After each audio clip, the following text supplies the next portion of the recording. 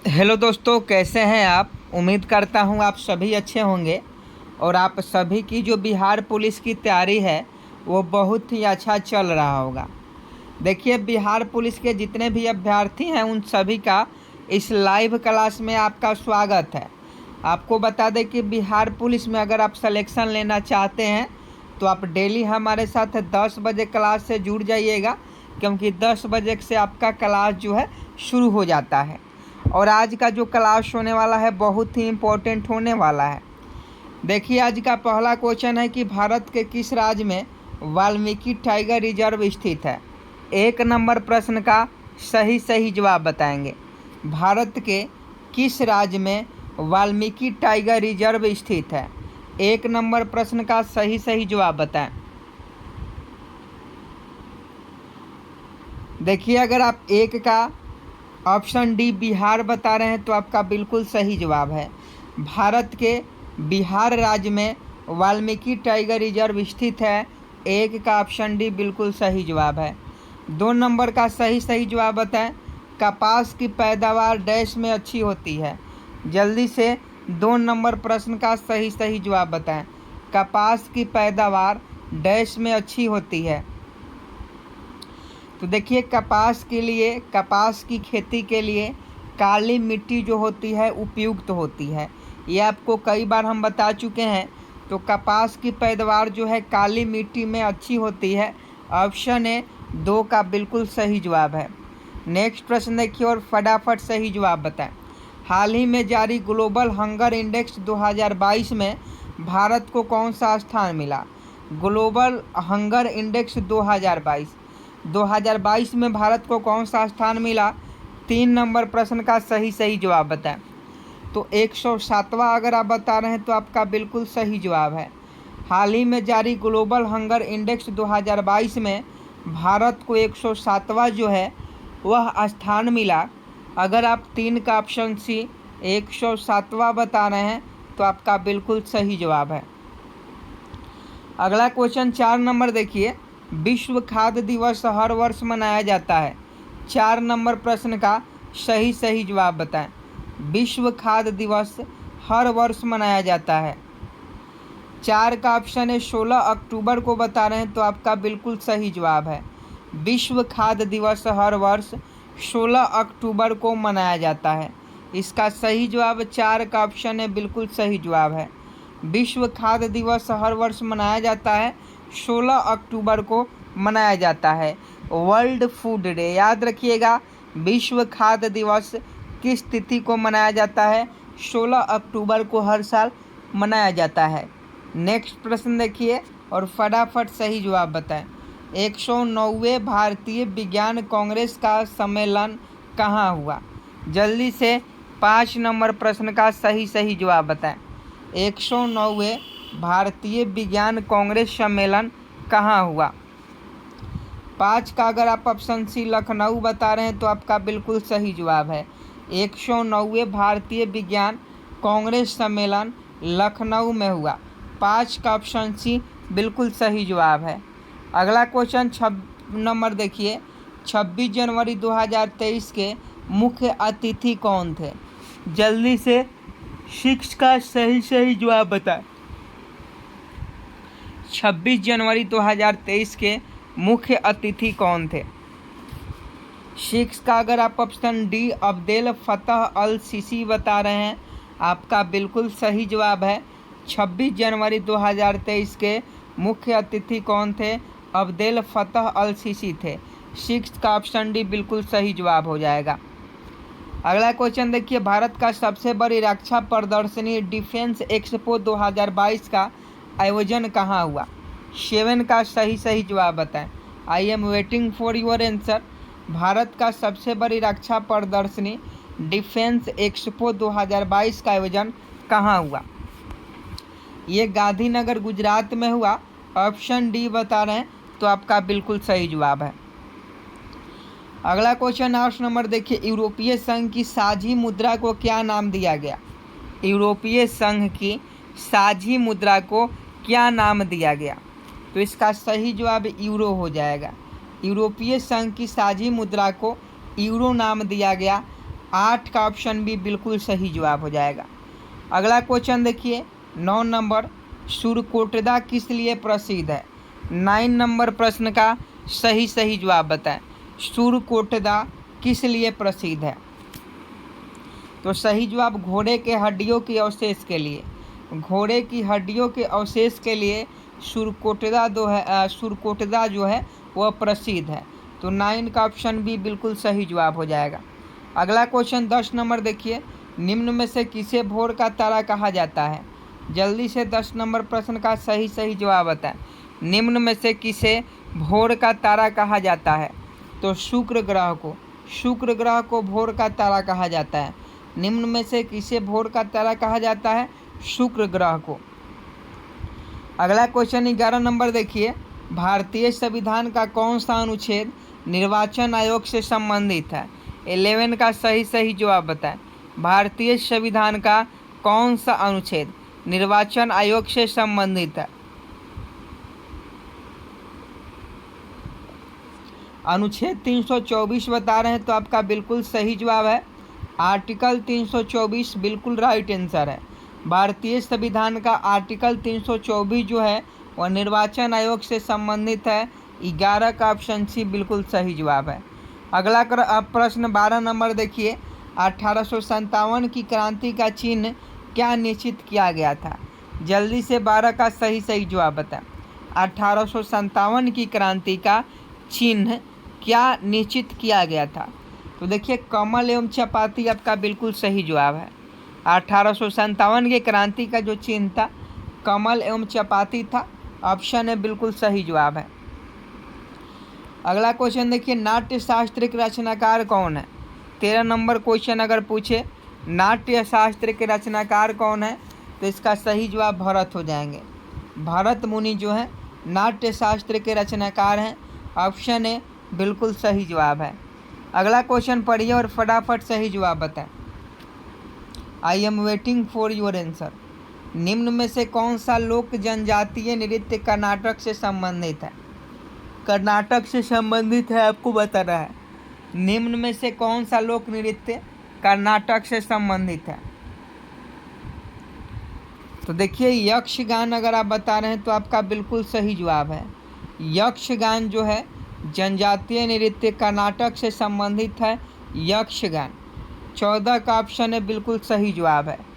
अगला क्वेश्चन देखिए 15 नंबर, निम्नलिखित में से क्या उच्च न्यायालय और उच्चतम न्यायालय दोनों की अधिकारिता के अधीन आता है? 15 का सही जवाब बताएं। निम्नलिखित में से क्या उच्च न्यायालय और उच्चतम न्यायालय दोनों के अधिकारिता के अधीन आता है? तो देखिए दोनों के अधिकार में जो है यह आपका मूल अधिकारों का संरक्षण आता है। तो 15 का अगर आप ऑप्शन डी बता रहे हैं तो आपका बिल्कुल सही जवाब है।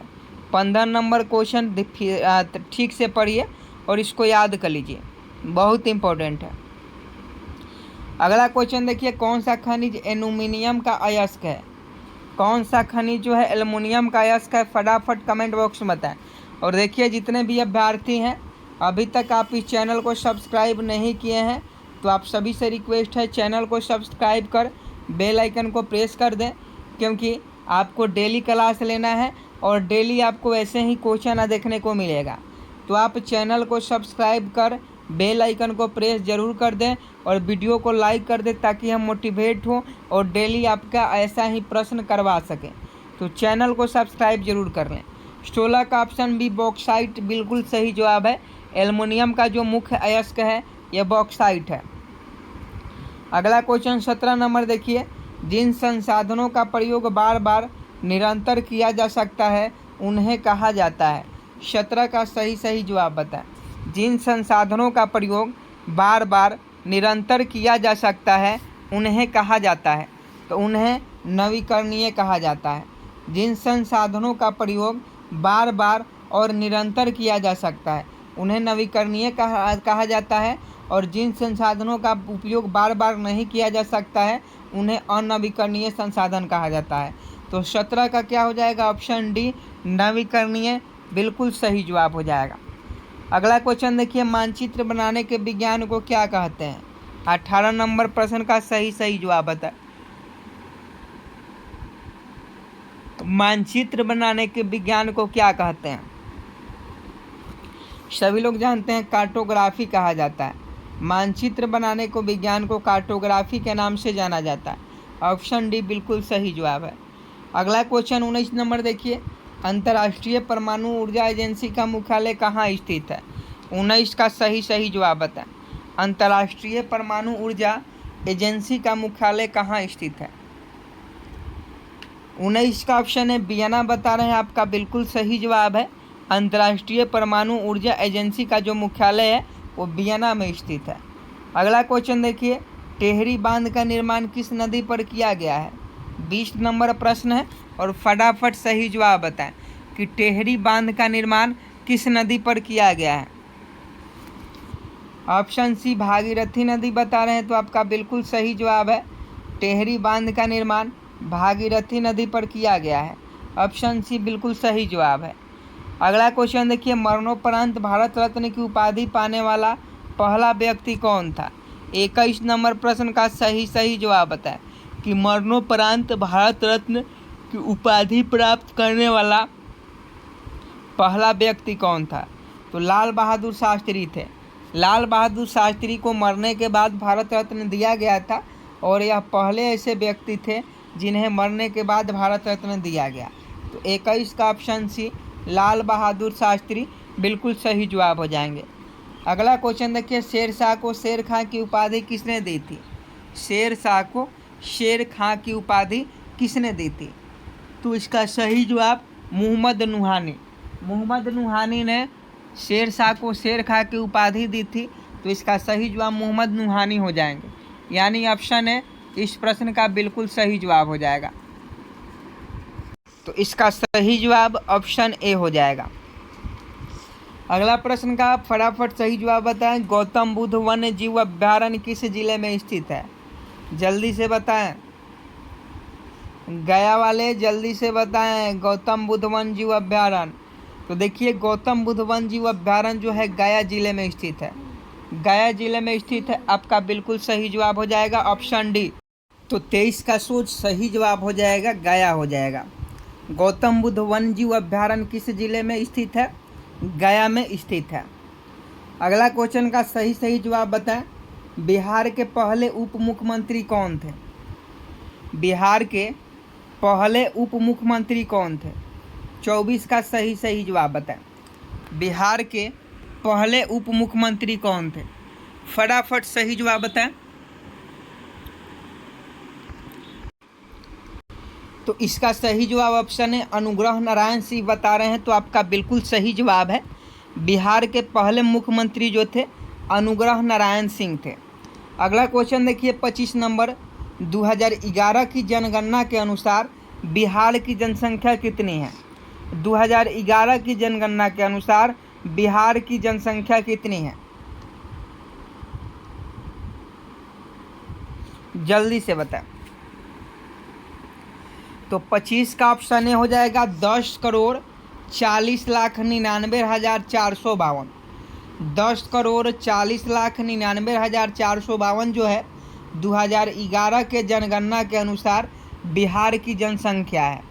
अगला क्वेश्चन देखिए, भारत में भूदान व ग्रामदान आंदोलन किसने आरंभ किया? जल्दी से 26 का सही जवाब बताएं। भारत में भूदान एवं ग्रामदान आंदोलन किसने आरंभ किया? तो 26 का ऑप्शन डी आचार्य विनोबा भावे बता रहे हैं, तो आपका बिल्कुल सही जवाब है। भारत में भूदान व ग्रामदान आंदोलन जो है आचार्य विनोबा भावे ने शुरू किया, तो 26 का ऑप्शन डी बिल्कुल सही जवाब है। अगला क्वेश्चन देखिए 27 नंबर, निम्नलिखित में कौन सी संघवाद की विशेषता नहीं है? 27 का सही जवाब बताएं। निम्नलिखित में से कौन सी संघवाद की विशेषता नहीं है? 27 का अगर आप ऑप्शन डी सत्ता का केंद्रीकरण बता रहे हैं, तो आपका बिल्कुल सही जवाब है। सत्ता का केंद्रीकरण जो है वह संघवाद की विशेषता नहीं है। सत्ता का विकेंद्रीकरण, केंद्र और राज्य सरकार के बीच सत्ता का बंटवारा, स्थानीय सरकारों को अधिक अधिकार देना, ये सभी संघवाद की विशेषता है। लेकिन सत्ता का केंद्रीकरण जो है यह संघवाद की विशेषता नहीं है, तो 27 का ऑप्शन डी बिल्कुल सही जवाब हो जाएगा। अगला क्वेश्चन देखिए, निम्नलिखित में से विधान परिषद किस राज्य में नहीं है? निम्नलिखित में से विधान परिषद किस राज्य में नहीं है? तो आपको बता दें जम्मू कश्मीर में। जम्मू कश्मीर में जो विधान परिषद है वो नहीं है। कर्नाटका में है, उत्तर प्रदेश में है, बिहार में है, लेकिन जम्मू कश्मीर में विधान परिषद नहीं है। अगला क्वेश्चन का सही सही जवाब बताएं। राज्यों में राज्यपाल की नियुक्ति कौन करता है? 29 का सही सही जवाब बताएं। राज्यों में राज्यपाल की नियुक्ति कौन करता है? तो देखिए, किसी भी राज्य में राज्यपाल की जो नियुक्ति है वो राष्ट्रपति करता है। राष्ट्रपति के दिशा निर्देश में ही राज्यपाल की नियुक्ति होता है, राज्यपाल की तबादला होता है। तो राज्यों में राज्यपाल की नियुक्ति कौन करता है? तो राष्ट्रपति यानी प्रेसिडेंट करते हैं। अगला क्वेश्चन देखिए, निम्नलिखित देशों में से किस देश में प्रत्यक्ष लोकतंत्र स्थापित है? 30 नंबर प्रश्न का सही सही जवाब बताएं। निम्नलिखित देश में से किस देश में प्रत्यक्ष लोकतंत्र स्थापित है? तो 30 का अगर आप ऑप्शन सी स्विट्जरलैंड बता रहे हैं तो आपका बिल्कुल सही जवाब है। अगला क्वेश्चन देखिए, पदार्थ का जड़त्व उसकी किस भौतिक राशि का माप बताता है? पदार्थ का जड़त्व उसकी किस भौतिक राशि का माप बताता है? तो इसका सही जवाब द्रव्यमान हो जाएगा। पदार्थ का जो जड़त्व है उसके द्रव्यमान का भौतिक राशि का माप बताता है द्रव्यमान। तो ऑप्शन सी बिल्कुल सही जवाब हो जाएगा। अगला क्वेश्चन देखिए, जी का मान क्या है? यहाँ 12 जी का मान पूछा जा रहा है। छोटा जी का मान दूसरा होता है, 9.8 कुछ होता है छोटा जी का मान, लेकिन यहाँ कैपिटल जी पूछा जा रहा है। तो कैपिटल जी का जो मान होता है 6.67 गुने 10 के पावर -11 जो है newton metre square kg square जो होता है जी का मान होता है। तो अगर स्मॉल जी पूछे तो इसका दूसरा मान होगा और कैपिटल जी पूछे तो इसका दूसरा मान होगा, दोनों याद रखिएगा। अगला क्वेश्चन देखिए, पदार्थ का संवेग दोगुना होने पर उसकी गतिज ऊर्जा कितने गुना बढ़ेगी? 33 का सही जवाब बताएं। पदार्थ का संवेग दुगुना होने पर उसके गतिज ऊर्जा कितने गुना बढ़ेगी? तो इसका सही जवाब 4 गुना हो जाएगा। अगर पदार्थ का संवेग दुगुना हो जाता है तो उसकी गतिज ऊर्जा जो है 4 गुना हो जाएगा। अगला क्वेश्चन देखिए, 34 नंबर, शून्य समूह में रखे गए तत्व किस नाम से जाने जाते हैं? 34 का सही सही जवाब बताएं। शून्य समूह में रखे गए तत्व किस नाम से जाने जाते हैं? तो इसका सही जवाब निष्क्रिय गैस हो जाएगा। शून्य समूह में रखे गए तत्व निष्क्रिय गैस के नाम से जाने जाते हैं। अगला क्वेश्चन 35 नंबर देखिए, तत्व X की बाहर की कक्षा में 4 इलेक्ट्रॉन है। तत्व X कोई तत्व है X, यहाँ ध्यान से पढ़िए, कोई तत्व जो है X है और इसके बाहर के जो कक्षा में है वो 4 इलेक्ट्रॉन है।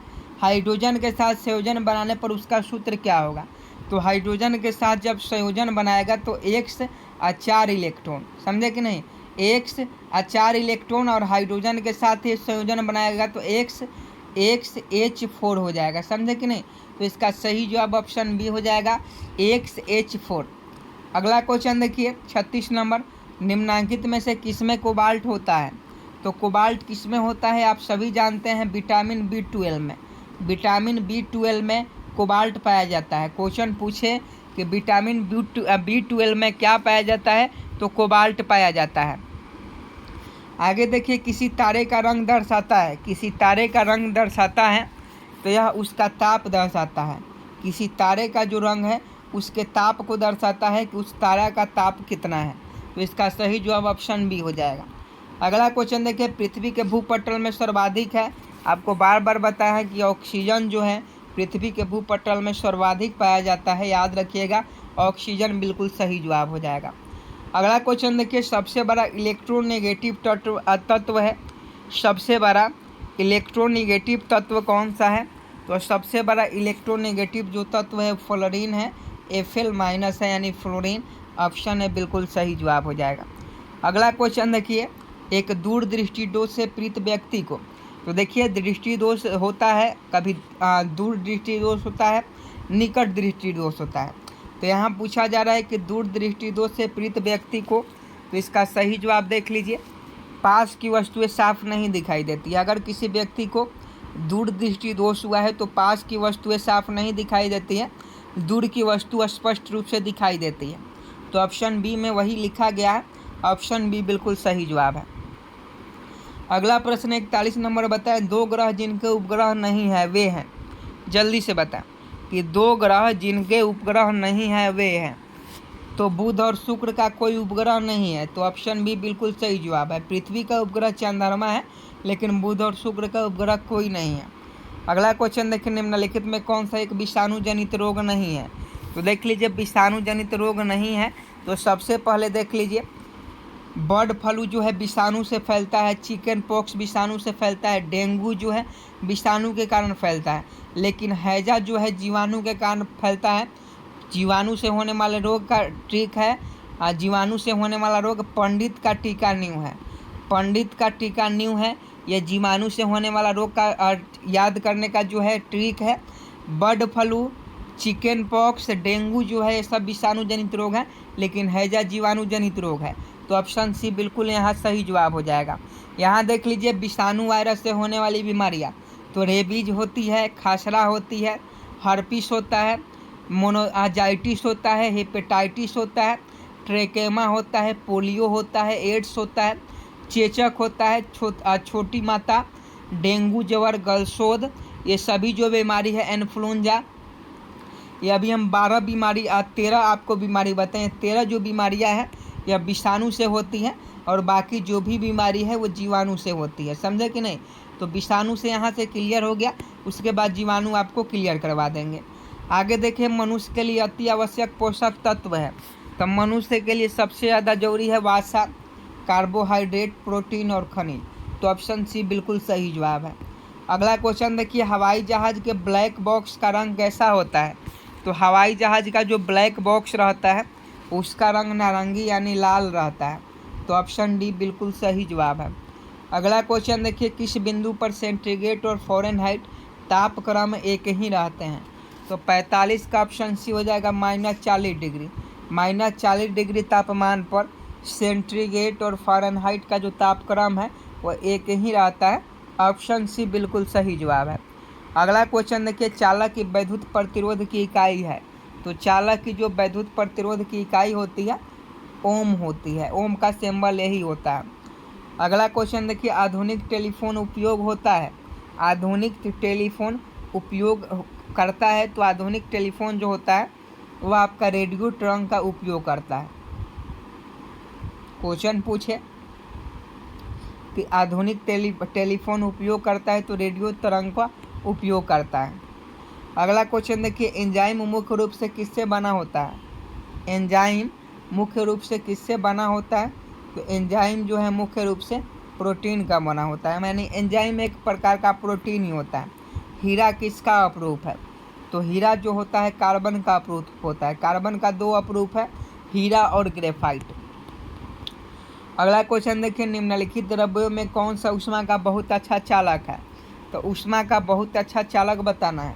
तो पारा जो होता है ऊष्मा का बहुत अच्छा चालक होता है। यहाँ ऊष्मा पूछा जा रहा है, तो ऊष्मा का चालक पारा सबसे अच्छा होता है। क्यों होता है। तो यह सफ़ेद और चमकीला होता है। पारा धातु जो होता है सफ़ेद और चमकीला होता है। यह साधारण ताप पर द्रव अवस्था में विद्यमान रहता है, और इसका अपेक्षिक घनत्व 13.6 होता है। अगर क्वेश्चन पूछे कि पारा का अपेक्षिक घनत्व कितना होता है, 13.6 होता है। अगर क्वेश्चन पूछे कि पारा क्या होता है, तो पारा ऊष्मा एवं विद्युत का सुचालक होता है। यह न तो अघतवर्ध होता है और न ही तन्य होता है। 4.12 के ताप पर पारा का प्रतिरोध 0 हो जाता है। अब पारा का उपयोग कहाँ होता है। तो थर्मामीटर में, बैरोमीटर में, गैस को एकत्र करने में, धातुओं के अमलगम बनाने में, चांदी और सोने के निष्कर्षण में, सिंदूर के निर्माण में, कास्टनर किलनर विधि द्वारा सोडियम हाइड्रोक्साइड के निर्माण में, मरकरी वाष्प लैंप बनाने में पारा का उपयोग किया जाता है। अगला क्वेश्चन देखिए, निम्नलिखित में किसने एक्स किरण का आविष्कार किया था। तो एक्स किरण का आविष्कार करने वाला जो व्यक्ति था यह आपका रोंटगन था। रोंटगन ने एक्स किरण का आविष्कार किया था। ऑप्शन बी बिल्कुल सही जवाब है।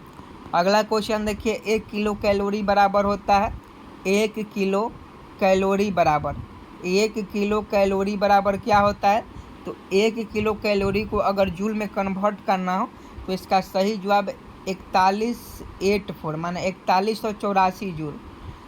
4184 जूल जो है 1 किलो कैलोरी बराबर होता है। तो ऑप्शन बी बिल्कुल सही जवाब हो जाएगा।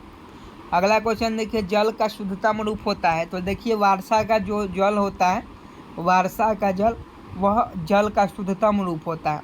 तो ऑप्शन ए बिल्कुल सही जवाब है। आगे देखिए, चटका हुआ कांच चटकीला प्रतीत होता है। ऐसा इसलिए होता है क्योंकि पूर्ण आंतरिक परिवर्तन होता है। चटका हुआ जो कांच है चटकीला प्रतीत होता है क्योंकि पूर्ण आंतरिक परिवर्तन होता है। उदाहरण के लिए हीरा अत्यधिक चमकता है, हीरा अत्यधिक चमकता है क्योंकि पूर्ण आंतरिक परिवर्तन होता है। पूर्ण आंतरिक परिवर्तन के कारण ही हीरा जो है अत्यधिक चमकता है। रेगिस्तान में मरीचिकी तथा ठंडे देश में मरीचिका दिखाई देता है, जिसे हम लोग क्या बोलते हैं, मरीचिका का मतलब हुआ कि रेगिस्तान में दूर आपको नज़र आएगा कि पानी है, लेकिन आप नज़दीक जाएंगे तो वहाँ पानी नहीं होगा। जैसे सड़क पर ही गर्मी के दिनों में नज़र आता है कि कुछ दूर पर आपको देखने को मिलेगा कि वहाँ पानी है, लेकिन जैसे जैसे नज़दीक जाइएगा वहाँ पानी नहीं होता है। अगला देख लीजिए उदाहरण, कांच का चटका हुआ भाग चमकीला होता है। पानी में पड़ी हुई प्रखनली चमकीली दिखाई पड़ता है।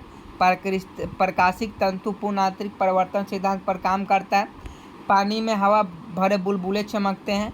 कलिक से पोता हुआ गोला चमकता है। तो इसका सब का जो कारण है यह प्रकाश का पूर्ण आंतरिक परिवर्तन है। अगला क्वेश्चन देखिए, सूर्य की ऊर्जा उत्पन्न होती है। तो सूर्य की जो ऊर्जा उत्पन्न होती है वह किससे होती है? आप सभी जल्दी से बताएं। तो यह नाभिकीय संलयन द्वारा। सूर्य की जो ऊर्जा उत्पन्न होती है ये नाभिकीय संलयन के द्वारा उत्पन्न होती है। तो ऑप्शन बी बिल्कुल सही जवाब है। सूर्य की ऊर्जा, यहाँ देख लीजिए, सूर्य की ऊर्जा सूर्य तथा ब्रह्मांड के अन्य तारों की ऊर्जा का स्रोत है। वहाँ पर होने वाला नाभिकीय संलयन है। सूर्य का अधिकांश भाग जो है हाइड्रोजन और हीलियम से बना होता है। हाइड्रोजन 71% और हीलियम 26%। सूर्य के केंद्र का ताप लगभग 2 करोड़ डिग्री सेल्सियस है। इतने अधिक ताप पर हाइड्रोजन नाभिकों का संलयन हीलियम नाभिक में होता रहता है, जिससे बहुत अधिक मात्रा में ताप एवं प्रकाश ऊर्जा भी मुक्त होता है। अगला क्वेश्चन देखिए, प्रतिवर्ष दुनिया भर में विश्व युवा कौशल दिवस किस तारीख को मनाया जाता है? तो 15 जुलाई को मनाया जाता है। 15 जुलाई इसका बिल्कुल सही जवाब है। अगला क्वेश्चन देखिए, हाल ही में 12 जुलाई 2023 को नाबार्ड ने अपनी कौन सा स्थापना दिवस मनाया? तो देखिए हाल ही में 12 जुलाई 2023 को नाबार्ड ने अपना कौन सा स्थापना दिवस मनाया? तो 42वां स्थापना दिवस मनाया। तो ऑप्शन सी बिल्कुल सही जवाब हो जाएगा। अगला क्वेश्चन देखिए, प्रतिवर्ष दुनिया भर में विश्व जनसंख्या दिवस किस तारीख को मनाया जाता है? क्वेश्चन बहुत इंपॉर्टेंट है और बच्चा जानता है। 11 जुलाई को। 11 जुलाई को प्रतिवर्ष विश्व जनसंख्या दिवस मनाया जाता है। ऑप्शन ए बिल्कुल सही जवाब है। अगला क्वेश्चन देखिए, हाल ही में जारी ग्लोबल पीस इंडेक्स 2023 में भारत को 163 देशों में कौन सा स्थान मिला? एक क्वेश्चन था ग्लोबल हंगर इंडेक्स और यहाँ है ग्लोबल पीस इंडेक्स 2023। तो ग्लोबल पीस इंडेक्स 2023 की बात करें तो इसमें भारत को 126वां स्थान मिला। ऑप्शन सी बिल्कुल सही जवाब है। आगे देखिए, हाल ही में कौन 200 अंतर्राष्ट्रीय मैच खेलने वाले पहले पुरुष फुटबॉलर बने हैं? तो ये जो हैं क्रिस्टियानो रोनाल्डो। क्रिस्टियानो रोनाल्डो ने 200 अंतर्राष्ट्रीय मैच खेले हैं और ऑप्शन सी बिल्कुल सही जवाब हो जाएगा। आगे देखिए, टेस्ला यूनिट किस क्षेत्र से संबंधित है? तो टेस्ला जो यूनिट है ये चुंबकीय क्षेत्र से संबंधित है। अगला क्वेश्चन का सही जवाब बताएं। चाल का मूल मात्रक क्या होता है? चाल जिसे हम लोग स्पीड बोलते हैं, तो स्पीड का मूल मात्रक क्या होता है? तो स्पीड का जो मूल मात्रक होता है मीटर पर सेकेंड होता है, यानी ऑप्शन सी बिल्कुल सही जवाब है। अगला क्वेश्चन देखिए, निम्नलिखित में कौन सा न्यूटन गति के तृतीय नियम से संबंधित है? तो न्यूटन का तृतीय नियम क्या है? तो देखिए न्यूटन ने गति से संबंधित 3 नियम दिया और तीसरा नियम है कि क्रिया के बराबर प्रतिक्रिया होता है। समझे कि नहीं? तो क्रिया के बराबर प्रतिक्रिया होता है, यानी इसका सही जवाब पानी में ब्रश का टेढ़ा दिखाई देना। पानी में ब्रश का टेढ़ा दिखाई देना नहीं, हाँ यही होगा, पानी में ब्रश का टेढ़ा दिखाई देना। समझे कि नहीं? ये न्यूटन गति के तृतीय नियम से संबंधित नहीं है। बाकी जो है रॉकेट का आगे बढ़ना ये न्यूटन के तृतीय गति नियम से संबंधित है। ऊंचाई से कूदने पर चोट लगना यह भी तृतीय न्यूटन के गति के नियम से संबंधित है। बंदूक से गोली छोड़ते समय पीछे की ओर झटका लगना अगर आप बंदूक से गोली छोड़िएगा तो पीछे की तरफ आपको झटका लगेगा। यह न्यूटन के तृतीय गति नियम पर ही आधारित है। क्यों न्यूटन का तृतीय गति नियम कहता है कि क्रिया के बराबर प्रतिक्रिया होता है। तो क्रिया के बराबर प्रतिक्रिया होगा मतलब रॉकेट पीछे में है, बल लगाएगा तब वो आगे में बढ़ता है। एक रबड़ का गेंद ले लीजिए, जितना जोर से आप उसको ज़मीन पर पटकिएगा उतना ही ऊंचा जाएगा। वो भी न्यूटन के गति के तृतीय नियम के कारण ही होता है। लेकिन यह पूछा जा रहा है नहीं है मतलब इसका सही जवाब ऑप्शन बी हो जाएगा, पानी में ब्रश का टेढ़ा दिखाई देना। यह प्रकाश का पूर्ण आंतरिक परिवर्तन के कारण होता है, पानी में ब्रश का टेढ़ा दिखाई देना। अगला क्वेश्चन देखिए, पत्थर को ठोकर मारने से व्यक्ति को चोट लगने का कारण है। तो देखिए पत्थर को अगर आप ठोकर मारिएगा तो व्यक्ति को चोट लगेगा, तो ये प्रतिक्रिया होगा। ये भी न्यूटन के तृतीय नियम पर ही आधारित है। ऑप्शन सी बिल्कुल सही जवाब है। 64 नंबर क्वेश्चन देख लीजिए, जो आज का लास्ट प्रश्न है, नींबू निचोड़ने की मशीन किस श्रेणी के उत्तोलक है। होमवर्क का क्वेश्चन है, सभी लोग इस प्रश्न का सही जवाब होमवर्क में देंगे। नींबू निचोड़ने की मशीन किस श्रेणी के उत्तोलक है, होमवर्क का क्वेश्चन है, तो सभी लोग इस प्रश्न का होमवर्क में देंगे। मिलते हैं नेक्स्ट वीडियो में, तब तक आप इस चैनल को सब्सक्राइब कर लीजिए। ऐसे ही डेली प्रश्न पाने के लिए चैनल को सब्सक्राइब कर बेल आइकन को प्रेस कीजिए और वीडियो को लाइक कीजिए, शेयर कीजिए। जय हिंद, जय भारत।